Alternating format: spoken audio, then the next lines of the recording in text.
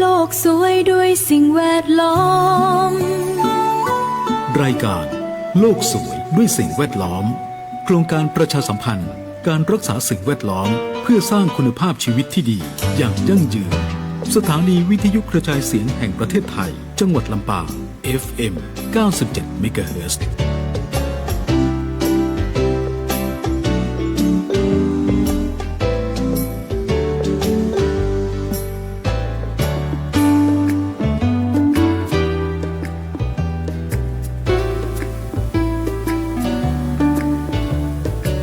โลกสวยด้วยสิ่งแวดล้อมเจ้าเฮาจะมาอู้กันในเรื่องของการบริหารจัดการขยะมลพิษตีถือว่าโอ้โหนะเจ้าสร้างผลกระทบกับคนลำปางเฮาแล้วก็ห้องว่าเป็นภาพรวมเนาะอย่าฮือบ่ว่าจะบ้านไหนเมืองไหนถ้ามีกากขยะเนี่ยนะเจ้าแล้วก็บ่มีการบริหารจัดการดีๆมันเป็นมลพิษที่สร้างความนักใจสร้างความเดือดร้อนให้กับหมู่เฮาแล้วก็เป็นผลกระทบระยะยาวแน่นอนเจ้าวันนี้ตั้งองค์การบริหารส่วนจังหวัดลำปางของเฮานะ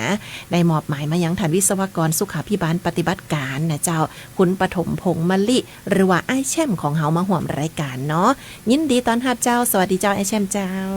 ครับสวัสดีครับเจ้าวันนี้เรามาฟังกันว่าในส่วนขององค์การบริหารส่วนจังหวัดลำปางเนี่ยเปิ่นมีภารกิจเนาะในการดูแลเรื่องของมลพิษโดยเฉพาะเรื่องของขยะเนี่ยในลำปางเขาจะได้ผ่องนะเจ้าก็วันนี้อยากจะชวนท่านผู้ฟังทุกท่านนะครับมาติดตามเส้นทางของขยะนะครับที่เฮาทิ้งในแต่ละวันนะครับว่าตั้งแต่จุดเริ่มต้นจากบ้านเรือนและชุมชนเนี่ยครับไปจนถึงปลายทางในการจัดการของจังหวัดลำปางครับว่ามีขั้นตอนจะใดนะครับเพราะว่าหากขยะเนี่ยครับบ่ได้รับการจัดการอย่างถูกต้องครับก็อาจจะส่งผลกระทบต่อสิ่งแวดล้อมและก็สุขภาพของคนในชุมชนได้นะครับก็เดี๋ยวจะขอพูดถึงเกี่ยวกับภาพรวมของจังหวัดลำปางก่อนนะครับสถานการณ์ภาพรวมเฮาจะเป็นไงพอก็คือการจัดการของลำปางเนี่ยครับจะอาศัยความร่วมมือขององค์กรปกครองส่วนท้องถิ่นในแต่ละพื้นที่ครับโดยจะทำงานเชื่อมโยงกันเป็นกลุ่มคลัสเตอร์ครับเจ้าครับโดยจังหวัดลำปางนะครับจะมีอยู่2กลุ่มคลัสเตอร์ใหญ่ๆนะครับก็คือกลุ่มที่1เนี่ยครับจะเป็นกลุ่มคลัสเตอร์ของเทศบาลนครลำปางครับเทศบาลเมืองเขลางนครแล้วก็เทศบาลตำบลน้ำโจครับเจ้า3องค์กรปกครองส่วนท้องถิ่นเนี่ยครับเขาจะทำงานร่วมกันนะครับโดยเขาจะ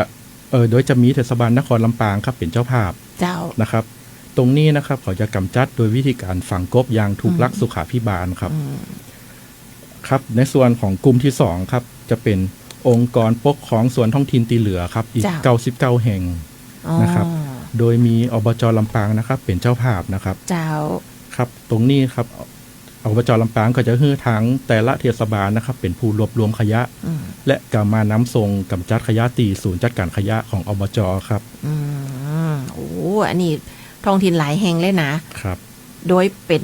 อบจ.เนี่ยเฮาเหมือนกับเป็นแม่งานเลยเนาะดูแลจัดการตัดนี้ผ่านศูนย์อย่างก็เจ้าจื่อศูนย์เฮาศูนย์จัดการขยะมูลฝอยหลวมแบบครบวงจรครับนี่ครบวงจรครับเจ้าศูนย์ตรงนี้นะครับก็จะตั้งอยู่ที่หมู่ที่5ครับบ้านศรีดอนชัยครับตำบลต้นทนชัยอำเภอเมืองลำปางครับ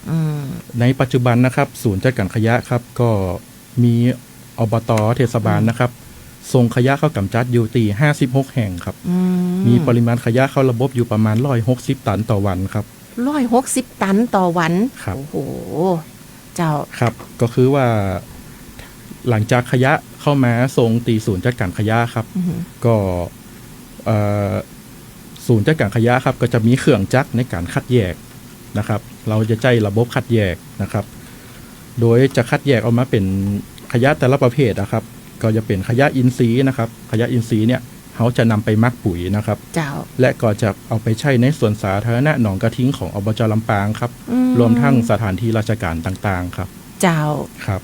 แล้วก็อีกส่วนหนึ่งครับจะเป็นส่วนของขยะรีไซเคิลนะครับเขาก็แยกออกมาเป็นแก้วเป็นกระดาษเป็นพลาสติกเป็นโลหะแล้วก็เป็นอลูมิเนียมครับตรงนี้เขาก็จะนำไปจำหน่ายไปเป็นรายได้ของท้องถิ่นครับอ๋อโอ้อันนี้หันภาพชัดเจนครับผมเนาะสำหรับขยะรีไซเคิลเนี่ยเพราะว่าอบจ.ลำปางนี่เป็นเน้นเรื่องของการคัดแยกขยะขนาดเลยใช่ครับเจ้าครับแล้วก็จะมีขยะอีกส่วนหนึ่งนะครับจะเป็นขยะเชื้อเพลิงเจ้าเป็นพวกเชื้อเพลิง RDF ก็คือเป็นขยะทั่วไปครับยังถุงแกงถุงอะไรอย่างเงี้ยครับที่ว่ามันจะรีไซเคิลบ่ได้ อ๋อ ครับ ใจแล้วขวางเลยอย่างอีเนี่ยนะ ใจครับ แต่ถ้ามันโดนไฟนี่มันกับไหม้กับเป็นมีกลิ่นเหม็นอยู่ ครับ อย่าเนาะถุง ค พ รับ ลาสติกเจ้า ตรงนี้เขาก็จะส่งไปเป็นเชื้อเพลิงทดแทนนะครับ โดยเขาส่งไปตีโรงปูนของ SCG ลำปางตีแจ้โฮมครับ เจ้า ครับเพราะแล้วก็อีกส่วนหนึ่งนะครับจะเหลือเป็นขยะตีบ่สามารถใช้ประโยชน์ได้แล้ว เจ้า หรือว่าอาจจะมีวัสดุก่อสร้างครับ ตรงนี้จะเหลืออยู่ประมาณ 30% นะครับ เขาก็จะนำไปฝังกบในบ่อฝังกบภายในศูนย์จัดการขยะครับ เจ้า อันนี้ก็ขยะนี่มีหลายประเภทขนาด ครับผม เนาะถึงว่านะเจ้าโลมาเขาจะเอาไปฝังรวมกันหมดบ่ได้ ครับ เอาไปเผารวมกันหมดบ่ได้ ครับ เจ้านี่เขาพยายามตีใจเนี่ยคือปลายตางเนี่ยมันเหลือขยะน้อยที่สุดเนาะอันใดรีไซเคิลได้เขากระจายก่อนนี่เนาะนำมาเป็นรายได้เจ้าเจริญเลยต่อเลยเจ้า ครับแล้วก็จะมีขยะอีกหนึ่งประเภทนะครับที่ว่าเขาจะเห็นอยู่ในบ้านเรือนเขานะครับ ก็ เจ้า ตรงนี้นะครับก็จะเป็นอีกภารกิจหนึ่งของศูนย์จัดการขยะนะครับ อืม โดยที่เขาจะดำเนินการเป็นประจำทุกปีนะครับ ก็คือขยะอันตรายจากชุมชนนะครับจำพวกหลอดไฟถ่านไฟฉาย แล้วก็บรรจุภัณฑ์สารเคมีนะครับ เจ้า โดยตรงเนี้ยครับทุกปีนะครับเขาจะแจ้งองค์กรปกครองส่วนท้องถิ่นของทั้งจังหวัดเลยนะครับเข้าไปรวบรวมขยะเนี่ยครับแล้วก็ส่งมารวบรวมที่ศูนย์จัดการขยะของเฮานะครับ เจ้า โดยในปีนี้นะครับเขาได้ดำเนินการไปเมื่อวันที่ 24 กรกฎาคมที่ผ่านมานี่เองครับเขาสามารถรวบรวมได้อยู่ประมาณ 24 ตันนะครับ เจ้า ตรงนี้เขาก็จะรวบรวมแล้วก็เขาได้ส่งไปกำจัดตีโรงงานกำจัดขยะอันตรายครับในพื้นที่จังหวัดชลบุรีไปแล้วครับ เป็นโรงงานที่ถูกต้องตามหลักครับ อ๋อเจ้าลองเขาฟังกับเราเจ้าว่าเมื่อขยะเข้าสู่ระบบเนาะเฮาในฐานะของอบจลำปางเนี่ยเฮามีกระบวนการดำเนินการในตัดเนี่ยจะได้เห็นผ่อง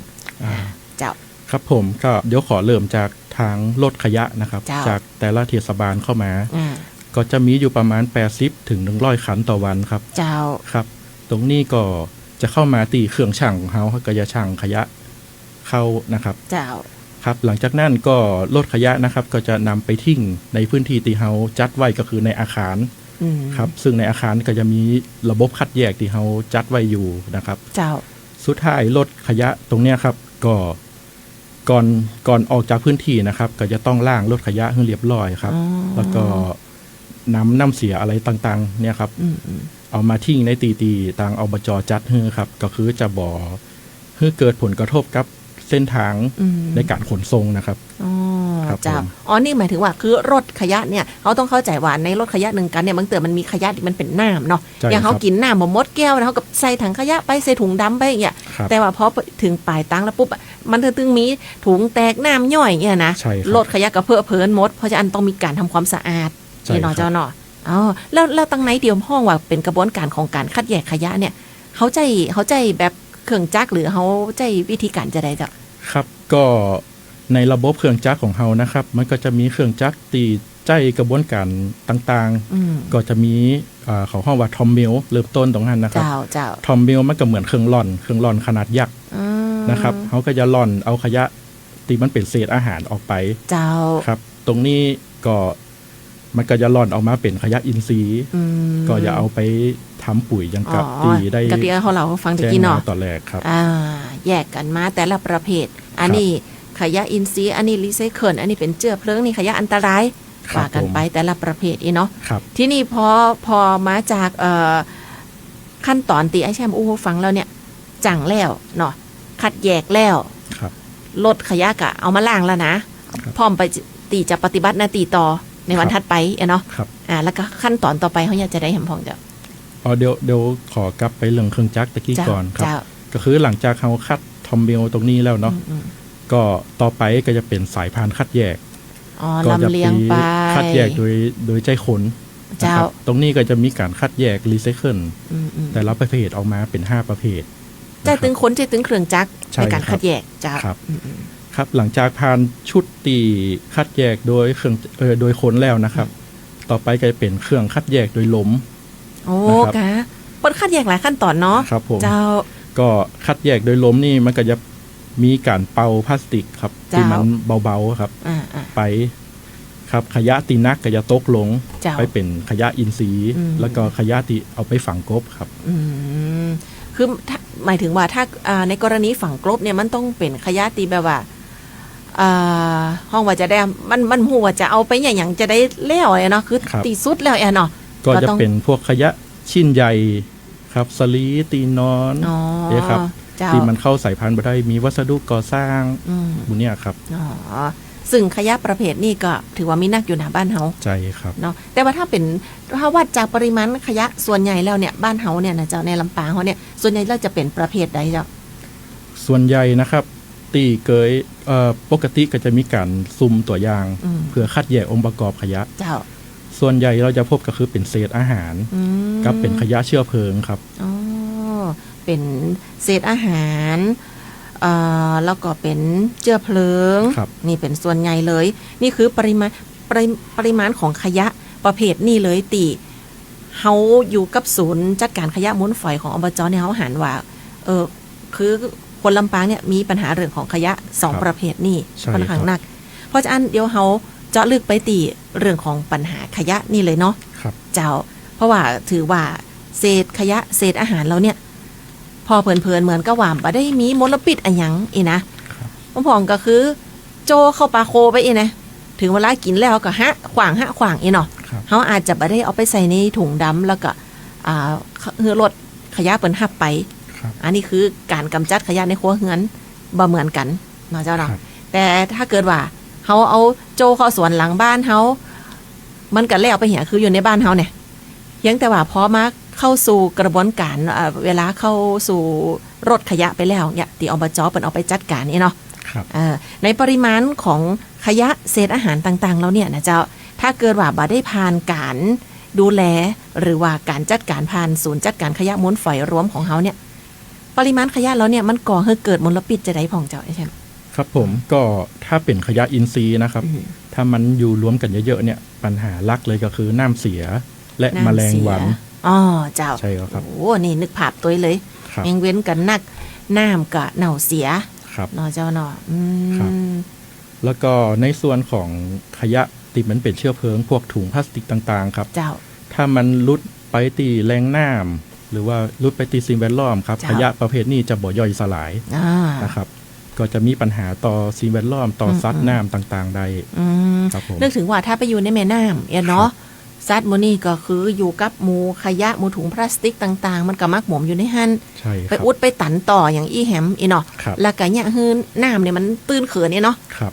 ประมาณนี้นะเจ้า ครับ นึกภาพว่าประมาณนี้วันนี้เขาจะเน้นไปตีขยะซึ่งมันก่อให้เกิดมลพิษนะในลำปางเฮาซึ่งก็จะเป็น2ประเภทลักๆ เลยตีมีปริมาณขยะค่อนข้างหนัก ครับ เจ้าขยะอินทรีย์หมูเศษอาหารต่างๆนะครับ คือพฤติกรรมของคนเขาในส่วนใหญ่เวลาเขากินแล้วเขาก็เอาใส่ถุงดำไปขวางไปนะแต่หูก็ว่าปลายตังเนี่ยโอ้โหกว่าจะกำจัดได้มันใจเวลาเนาะ ใช่ค ใจ รับ เวลาเนาะเจ้าเนาะและไอ้แชมเกิดจี้คือหันแล้วว่ามลพิษที่มันเกิดขึ้นจากขยะถึง2ประเภทเนี่ยเป็นจะได้ผ่องทีนี้เฮามาว่ากันต่อว่าในขยะ2ประเภทเนี่ยเฮาตั้งอบจลำปางเฮานี่มีวิธีการจัดการกับมันจะได้เปื่อที่ว่าบ่ให้มันกลายออกมาเป็นมลพิษนะเจ้าเข้าสู่สิ่งแวดล้อมเจ้าเชิญเลยเจ้า ครับผมก็ขยะอินทรีย์นะครับในศูนย์จัดการขยะครับก็จะตั้งปิดกล่องมัก เจ้าก ล่องมักขนาดใหญ่มีการเติมออกซิเจน มีการเติม EM นะครับบอกให้มันเกิดการเน่าเสีย เจ้า นะครับ ซึ่งถ้าตรงเนี้ยครับถ้าจัดการดีนะครับกินของกล่องมักอะครับถ้าจัดการบดีเนี่ยเขาจะได้กินเน่า เจ้า แต่ถ้าเราเติมอากาศแล้วก็มีการเติมจุลินทรีย์อย่างเพียงพอครับมีการรักษาความชื้นเขาจะได้กินออกมาเหมือนเป็นกินปุ๋ย อ๋อ ครับ ซึ่งมันมีเส้นบางๆกั้นอยู่นะ ใช่ครับ ระหว่างกลิ่นเหม็นกับกลิ่นแบบปุ๋ยอะเนาะ ใช่ครับ เนี่ยเจ้าซึ่งถ้าอู้ถึงเรื่องของขยะเนี่ยมันมีไผติยาจะไปคลุกคลีหรือว่าอยากจะไปอยู่กับสภาพแวดล้อมจะอันนะแต่เขามีหน้าที่ในการดูแลเรื่องเนี่ยเนาะจะได้มันกระดิมป้นได้นะเนาะ ครับ แล้วเขาก็พยายามติเอาความรู้ของเขาเนี่ยมาดูแลว่าเขาจะแปลงจากขยะอินทรีย์เราเนี่ยมาเข้าสู่กระบวนการอย่างไรคือมันบ่เป็นพิษกับสิ่งแวดล้อม ใช่ เนาะ ครับ เจ้าเนาะ ใช่ อันนี้คือขยะอินทรีย์ ครับ เจ้าระยะจะได้ต่อเห็มเจ้า ครับอีกอย่างหนึ่งนะครับก็คือขยะเชื้อเพลิง เจ้าเพลิง ที่เป็นถุง เจ้า นะครับ แทนที่ว่าถ้าเฮาบ่คัดแยกส่วนนี้ออกมาครับมันก็จะไปอยู่ในบ่อฝังกบแม่เจ้าก็หนึ่งเลยครับมันเป็นเชื้อเพลิงอาจจะเกิดการบ่อไฟไหม้ได้เจ้านะครับแล้วถ้าไหม้ก็ดับยากแล้วครับแม่นข่าวไฟไหม้บ่อขยะนี่หันมันเลยครับเจ้าแล้วอบจ.ลำปางเขาเนี่ยจะได้เจ้ากับขยะอย่างนี้ครับแล้วก็ปัญหาที่2ครับถ้าเกิดมันไปอยู่ในบ่อฝังกบนะครับก็จะเปลืองพื้นที่ในการใช้ฝังนะครับบ่มีที่จะฮื้อคุดมาฝังละมาเดี๋ยวนี้นะเจ้าเฮาก็เลยตรงเนี้ยครับเฮาก็เลยรวบรวมส่งไปที่ SCG ลำปางนะครับไปใจแทนเป็นปกติ SCG ลำปางเป็นจะใจทานหินเจ้าแต่ว่าตอนนี้เป็นมีนโยบายในการลดการใช้คืออนาคตทานหินอาจจะเป็นศูนย์ครับโดยที่เปิ้นก็จะรวบรวมขยะเชื้อเพลิงต่างๆเนี่ยครับตรงเนี้ยก็จะเป็นตรงเนี้ยครับก็จะเอาไปใจแทนเชื้อเพลิงในการผลิตปูนซีเมนต์ครับอ๋อกะครับผมถุงพลาสติกต่างๆแล้วเนี่ยถุงเซลล์ดีเวลาเฮาไปกาดอย่างไรอะนะใช่ครับอ๋อคัดแยกออกมาแล้วปุ๊บเนาะเป็นประเภทขยะที่มันเป็นเชื้อเพลิงใช่ครับส่งเข้าโรงงาน SCG ได้ปูนซีเมนต์ไทยลำปางของเขาเนี่ยนะใช่ครับโอ้ไปอยู่ในกระบวนการของการผลิตปูนได้ตัวครับแตนเชื้อเพลิงเนาะใช่ครับโอ้เจ้ายอดเยี่ยมเลยยอดเยี่ยมเลยโอ้เนาะเป็นนวัตกรรมที่เขาเอามาใจเนาะครับแล้วพอเขาเนี่ยแล้วเขาสึกว่ามันสามารถที่จะช่วยลดปริมาณขยะได้นักน้อยต่อใดของเจ้าครับก็สามารถลดปริมาณในบ่อฝังกบนะครับจากที่ว่า 100% ที่เฮาจะฝังนะครับจะเหลือบ่เกิน 20-30% นะครับทำให้บ่อครับปกติออกแบบมาไว้ตี5 ปีแต่ถ้าเฮาคัดแยกดีๆนะครับอาจจะใช้เกิน10 ปีไปเลยครับในการใช้บ่อหนึ่งครับในการฝังกบ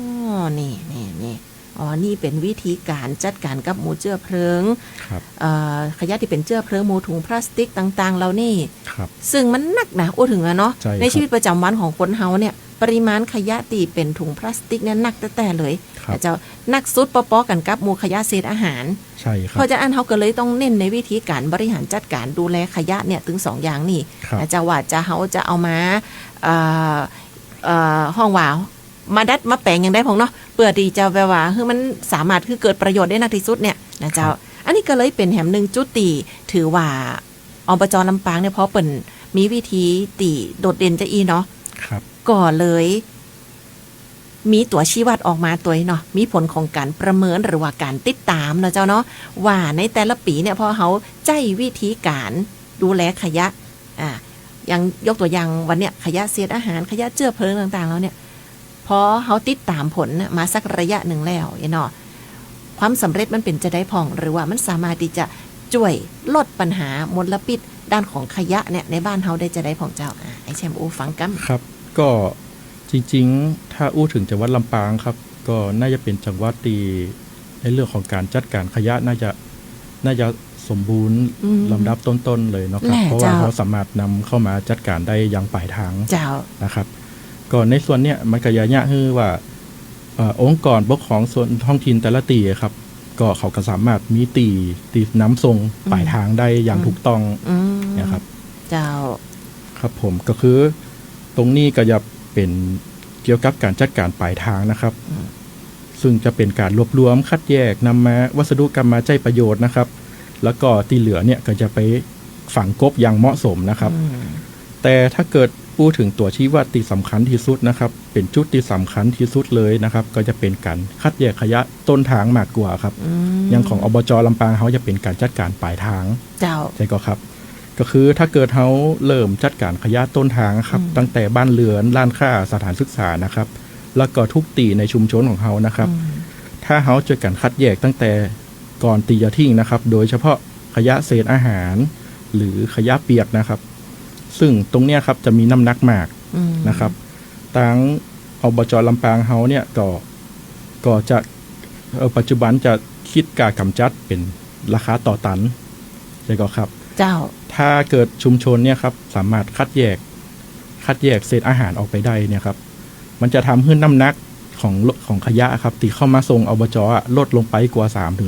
3-40% ครับองค์กรปกครองส่วนท้องถิ่นของแต่ละตีเนี่ยก็จะประหยัดเงินงบประมาณในการนำขยะเข้ามากำจัดครับอ๋อเพราะงบประมาณแต่เนี่ยท้องถิ่นแต่ละแห่งเนี่ยเปิดต้องมีการจัดสรรออกมาตัวเนาะใช่ครับถ้าคิดถึงพี่น้องในแต่ละครัวเรือนเนี่ยก็คือ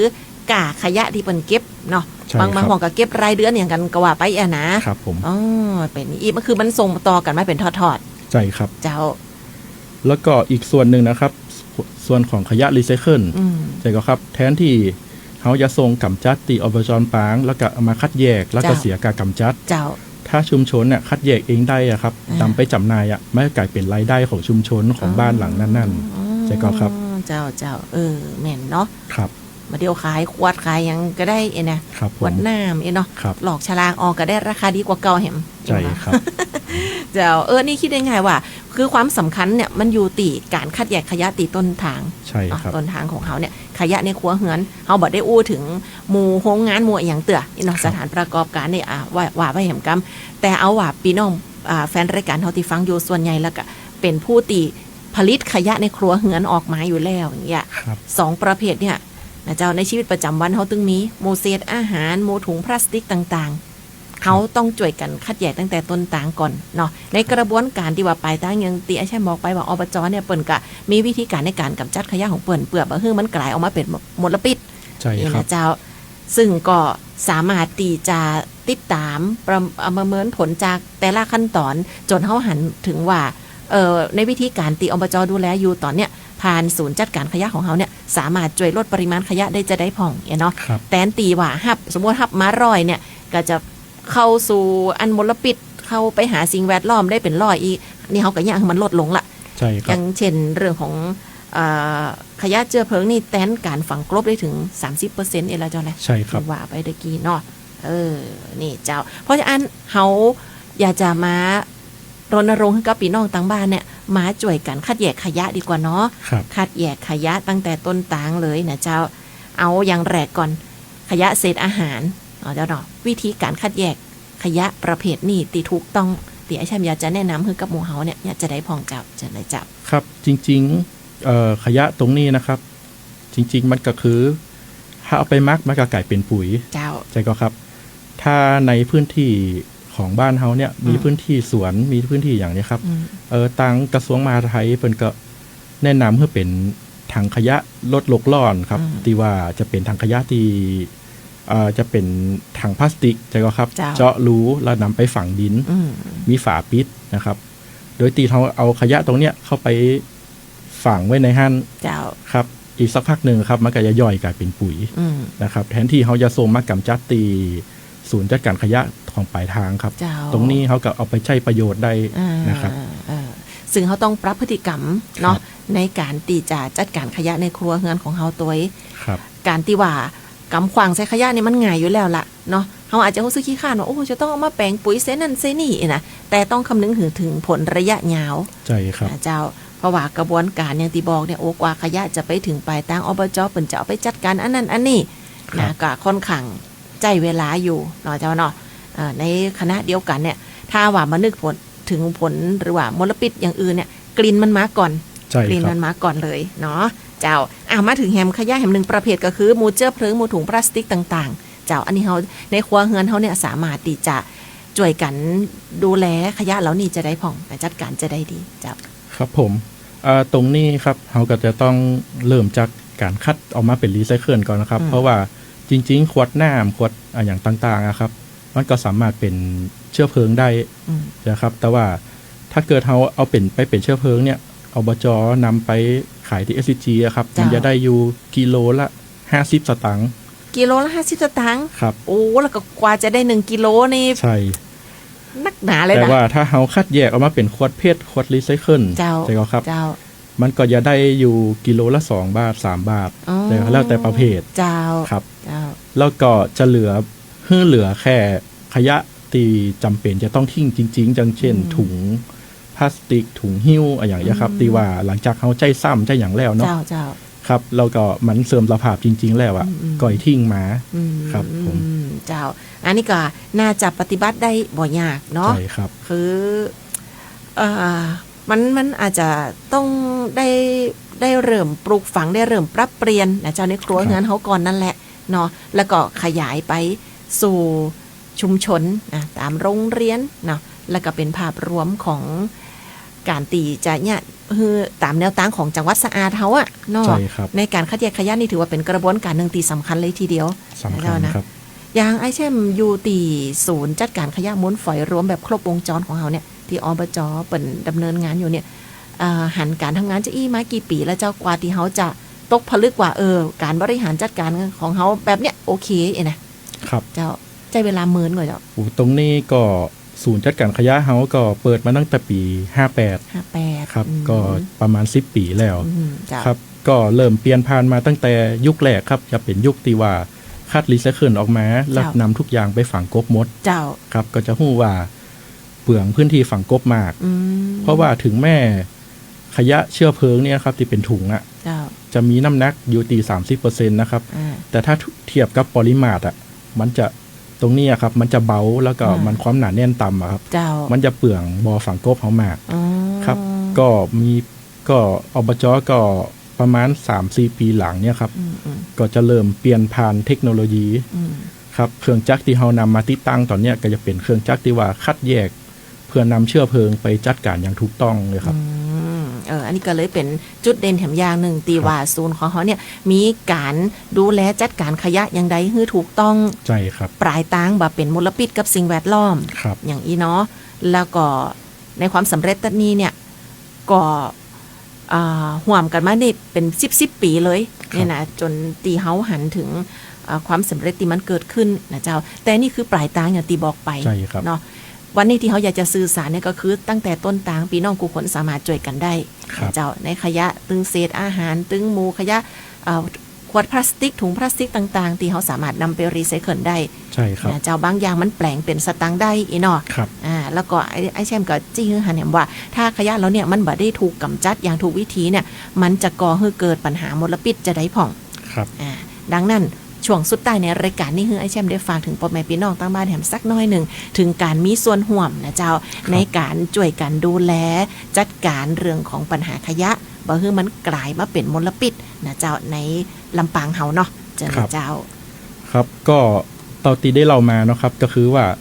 ก่อนที่มาจัดการปลายทางอย่างถูกต้องอ่ะเขาต้องเริ่มจากการจัดการต้นทางก่อนนะครับ เจ้า ก็อยากจะฝากคนลำปางนะครับทุกท่านนะครับว่าแยกขยะก่อนทิ้งนะครับเพียงคนละนิดนะครับจะช่วยลดภาระของระบบในการกำจัดปลายทางได้มากเลยนะครับ เจ้า เพื่อให้ลำปางของเราเนี่ยครับเป็นเมืองสะอาดน่าอยู่นะครับและก็มีสิ่งแวดล้อมที่ดีนะครับสำหรับคนตีในปัจจุบันและรุ่นต่อๆไปนะครับ เจ้า ครับผม อันนี้แหละเนาะมันเป็นอันอย่างตีพอกันระยะยาว ครับ เนาะขึ้นจือว่าขยะเนี่ยมีไผยาจะไปอยู่ใกล้แบบมีไผยายากแบบว่าไปยุบไปกำอยู่แล้วเพราะมันคือของที่มันสกปรกแล้วเนี่ยนะเจ้านะดังนั้นเนี่ยถ้าลดพฤติกรรมของเขาตั้งแต่การลดการสร้างขยะก่อนได้เนี่ยจะดีเนาะ ครับ แต่ถ้ามันเมื่อมันเกิดขยะขึ้นมาแล้วก็ช่วยกันคัดแยกกำหนึ่ง ใช่ เนาะ ครับ มันจะไปตกนักกา กระบวนการของการจัดการขยะอย่างเดียว ซึ่งแต่ละอย่างมันมีงบประมาณตึงนั่นเลย ใช่ครับ เจ้าหนาเอาลันเนาะนั่นคือสิ่งที่เขาอยากจะฝากไว้ในช่วงสุดท้ายของรายการวันนี้โลกสวยด้วยสิ่งแวดล้อมนะเจ้าโครงการประชาสัมพันธ์การรักษาสิ่งแวดล้อมเพื่อสร้างคุณภาพชีวิตดีๆอย่างยั่งยืนเนี่ยอันก็มาสอดคล้องกันถ้าว่าเขาดูแลจัดการขยะปัญหาเนี่ยเจ้ามันเกิดจะประกอบให้เกิดมลพิษคุณภาพชีวิตของเขาก็ดีขึ้นนะอย่างยั่งยืนตัวถึงรุ่นลูกรุ่นหลานเนาะไอ้แชมเนาะเจ้าก็ขอบคุณจัดนักแล้วก็เป็นกำลังใจให้เจ้าหน้าที่ในการทำงานเนาะ ตีศูนย์จัดการขยะมูลฝอยรวมแบบครบวงจรองค์การบริหารส่วนจังหวัดลำปางของเฮาเจ้าวันนี้ขอบคุณไอ้ปฐมพงษ์มะลิไอ้แช่มของเฮาวิศวกรสุขาภิบาลปฏิบัติการนะเจ้าน้องยุ้ยกัญจนาฟูปิงเจ้าลาไปพร้อมกันวันนี้โลกสวยด้วยสิ่งแวดล้อมขอบพระคุณทุกท่านติดตามรายการตัววันนี้ขอบคุณไอ้แช่มเนอร์เจ้าเอาไว้เฮาปากกันแถมใหม่สวัสดีเจ้า โลกสวยด้วยสิ่งแวดล้อม รายการโลกสวยด้วยสิ่งแวดล้อมโครงการประชาสัมพันธ์การรักษาสิ่งแวดล้อมเพื่อสร้างคุณภาพชีวิตที่ดีอย่างยั่งยืนสถานีวิทยุกระจายเสียงแห่งประเทศไทยจังหวัดลำปาง FM 97 เมกะเฮิรตซ์